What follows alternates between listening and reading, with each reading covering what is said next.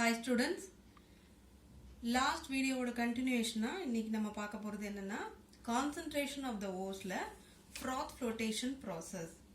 Froth flotation process மெயினா எதுக்கு நம்ம யூஸ் பண்றோம் அப்படினா sulphide ores.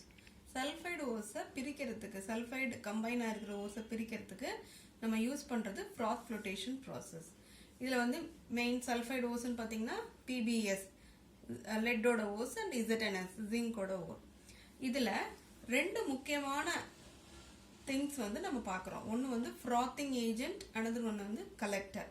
இப்போ என்ன பண்றோம், இந்த crushed ores, இந்த ores வந்து எடுத்து நல்லா crush பண்ணி suspended in water and mixed with frothing agents such as pine oil and eucalyptus oil. நல்லா அந்த ore crush பண்ணி வாட்டர்ல mix பண்ணி ஒரு ஸ்டிரர் மூலமா ஸ்டிரரோட அட்டாச் பண்ணி கீழே வச்சிட்டு மேல இருந்து ஏர் ப்ளோ பண்ற மாதிரி இந்த செட்டப்லாம் உங்களோட புக்ல வந்து கொடுத்திருக்காங்க. நீங்க டயகிராம் வந்து பாத்துக்கங்க.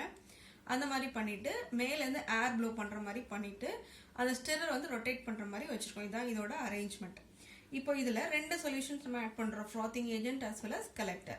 So what is the use of this frothing agent? The froth generated by blowing through the air through this mixture. அப்ப air வந்து blow பண்ணும்போது froth வந்து அங்க ப்ரொடியூஸ் ஆகும். frothனா small air bubbles அந்த மாதிரி ப்ரொடியூஸ் ஆகும். இந்த ரெண்டு மிக்சருமே நம்ம ஓரோட ஆட் பண்ணோம்னே ஃபர்ஸ்ட் வந்து froth வந்து ப்ரொடியூஸ் ஆகும். The collector molecules attached to the ore particles. Ore particles ஓட இந்த collector molecules வந்து attach ஆயிட்டு and then make the water repellent.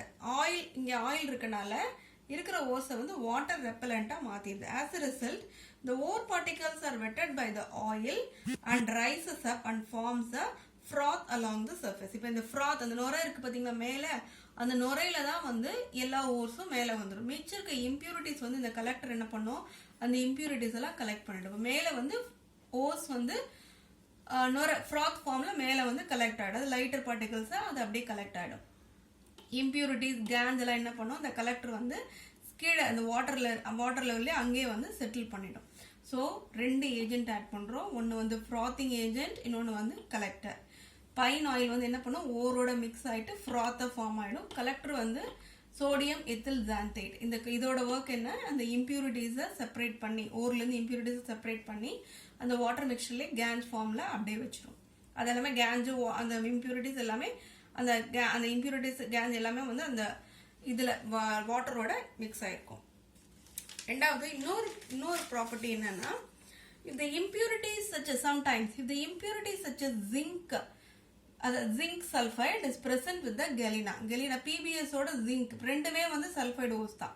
இப்போ இந்த கேஸ்ல ரெண்டையுமே எப்படி நம்ம பிரிச்சு எடுக்க முடியும் அப்படின்னு பாத்தீங்கன்னா, சோடியம் சயனைடு அப்படின்ற ஒரு காம்ப்ளெக்ஸ் அந்த சால்ட் வந்து நம்ம ஆட் பண்றோம். எது கூட, which is act as a depressing agent. sodium cyanide act as a depressing agent. அது என்ன பண்ணும், it forms a complex with the zinc blend. so the zinc மட்டும் செப்பரேட்டா ஒரு காம்ப்ளெக்ஸ் ஃபார்ம் ஆயிடும். அதுல இருந்து நம்ம கெலினாவை ஈஸியா பிரிச்சு எடுத்துடலாம். சோ ஃபர்ஸ்ட் மெத்தட்ல வந்து froth flotation, frothing agent add பண்றோம், கலெக்டர் ஆட் பண்றோம், pine oil, eucalyptus oil, sodium ethyl xanthate. இதெல்லாம் important points, important words you should note down. இன்னொரு மெத்தட் கிடையாது ஆக்சுவலா. இப்போ கெலினா இது ஒரு பார்ட், கெலினா வந்து இருந்தது சல்ஃபைட் ஓஸோட கெலினாவும் இருந்ததுன்னா சோடியம் சயனைடு ஆட் பண்ணி இந்த ஜிங்க் பிளெண்டை வந்து நம்ம பிரிச்சு எடுத்துடலாம். அது காம்ப்ளெக்ஸா ஃபார்ம் ஆகும்.